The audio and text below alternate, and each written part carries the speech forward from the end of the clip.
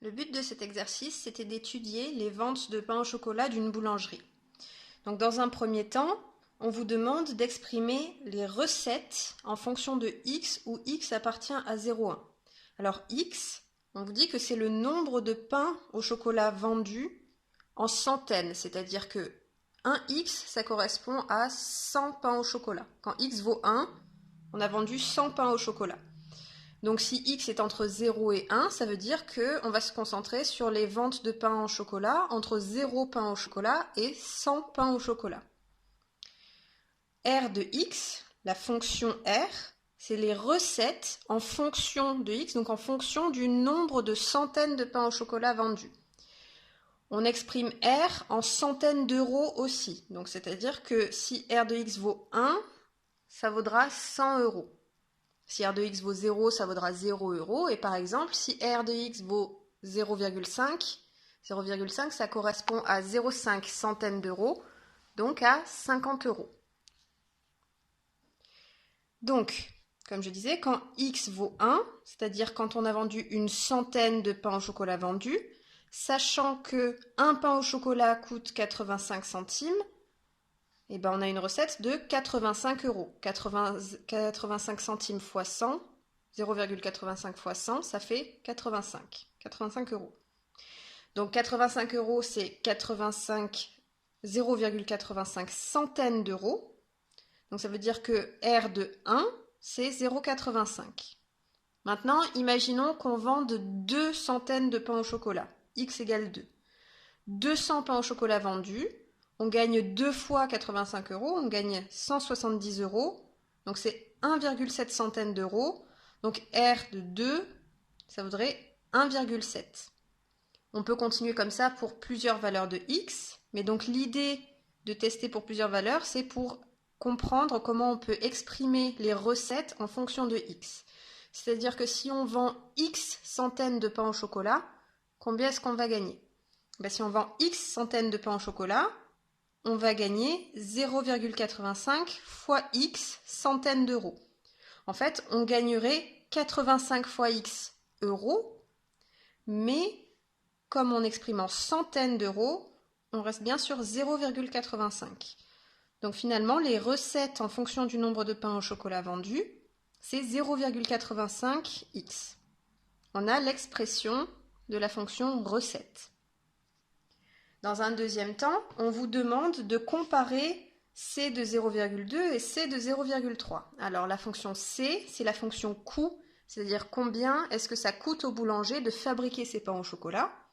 Et on vous donne l'expression, on vous dit que C de x, c'est 2x cube.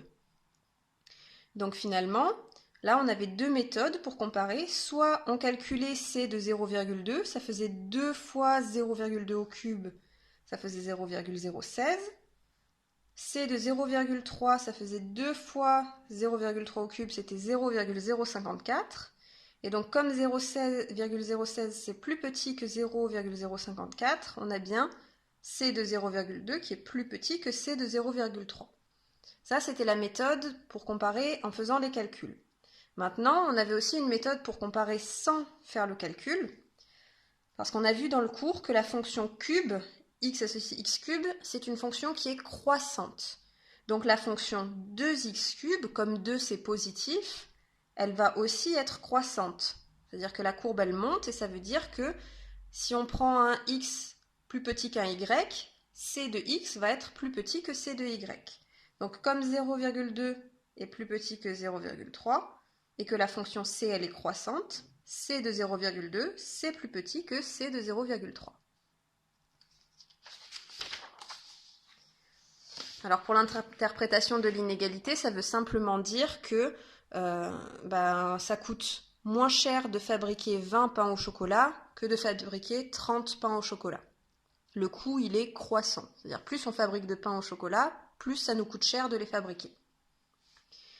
Pour la dernière question, on vous demandait par lecture graphique de déterminer si la boulangerie fait des bénéfices. Bon là, j'ai fait les courbes sur GeoGebra, donc je ne peux pas les filmer.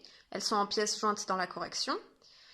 Donc on a deux courbes. On a la courbe du coût qui est en vert et qui fait un espèce de zigzag. Et on a la courbe des recettes qui est la droite rouge et qui est une droite qui passe par l'origine, parce que c'est une fonction linéaire.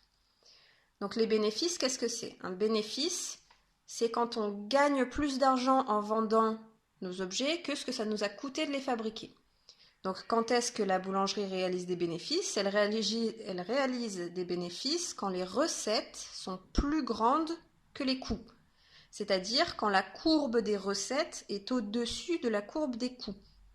Donc graphiquement, la courbe des recettes en rouge, elle est au-dessus de la courbe des coûts en vert, entre 0 et 0,65.